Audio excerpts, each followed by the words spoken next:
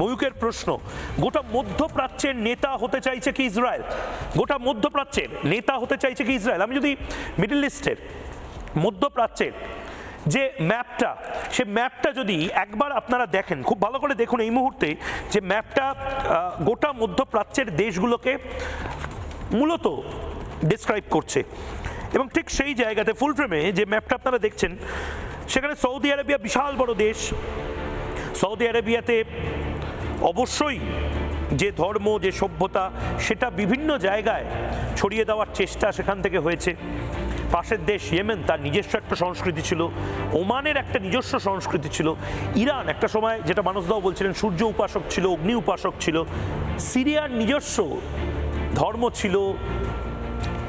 Turkish, তাদের নিজস্ব ওটোম্যানদের একটা সংস্কৃতি ছিল। সেই সমস্ত সংস্কৃতিগুলোকে একদম ছিন্ন বিচ্ছিন্ন করে একটাই সংস্কৃতি, একটাই ভাষা, একটাই মূল্যবোধ, একটাই জামা কাপড়, একটাই খাবার ধরন, এই যে কট্টরবাদটা প্রতিষ্ঠা হলো, ইসরায়েল বলছে এর বিরুদ্ধেও এবারের লড়াইটা। মানসদা, খুব ইন্টারেস্টিং জায়গায় যাচ্ছে এবারের যুদ্ধটা। এটা রেস্টুরেন্ট বলতে পারো আর কি। তার কারণ হচ্ছে, দেখবে আমরা ওই অত দূরে না গিয়েও বলতে পারি, নজরুল যখন কবিতা লিখছেন, গান লিখছেন, তার একটি গানের একটি লাইন হচ্ছে ইরানি বালিকা যেন মধুচারিণী। মানে ইরানের মেয়েদের সেই যে ভাব, তাদের যে ছটফটা, তাদের যে উচ্ছলতা, সেটা নিয়ে কবি নজরুল গান লিখতে পারে। এবং সেই গান থেকে আমরা বুঝতে পারি যে ইরানি সভ্যতাটা কিরকম ছিল। আরো বুঝতে পারি, সম্প্রতি একটি ইরানি মেয়ের একটি ভাইরাল হয়েছে একটি বক্তব্য। তিনি বলেছেন যে আপনি যদি ইরানের মেয়ে না হন বা ইরানিও না হন, তাহলে ইরান নিয়ে মন্তব্য করতে যাবেন না, যে আমরা কি সাংঘাতিক অবস্থার মধ্যে ছিলাম, আমরা সেখান থেকে মুক্তির স্বাদ পাচ্ছি। So if you are not a Iranian, don't criticise this. একদম সাংঘাতিক, গোটা পৃথিবী জুড়ে তার বক্তব্য ভাইরাল হয়েছে। তার কারণ কিছুদিন আগে পর্যন্ত পাকিস্তানে শিয়াদের মসজিদগুলো একের পর এক বোম মেরে ওড়ানো হচ্ছিল, হাজার হাজার শিয়া মারা যাচ্ছিল। ইরান হচ্ছে সম্পূর্ণ শিয়া মুসলিমদের দেশ, খোমেনি হচ্ছেন শিয়াদের নেতা।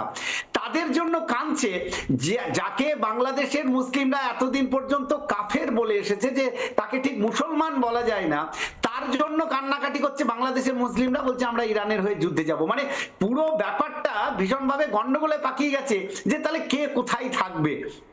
এতদিন ধরে যাদের সঙ্গে লড়াই হলো, এখন তাদের পাশে দাঁড়াবো না সৌদি আরবের পাশে দাঁড়াবো? আবার সৌদি আরবের পাশে দাঁড়াতে চাইছে না, নাকি তারা নাকি এখন প্রচন্ড উদার হয়ে যাচ্ছে।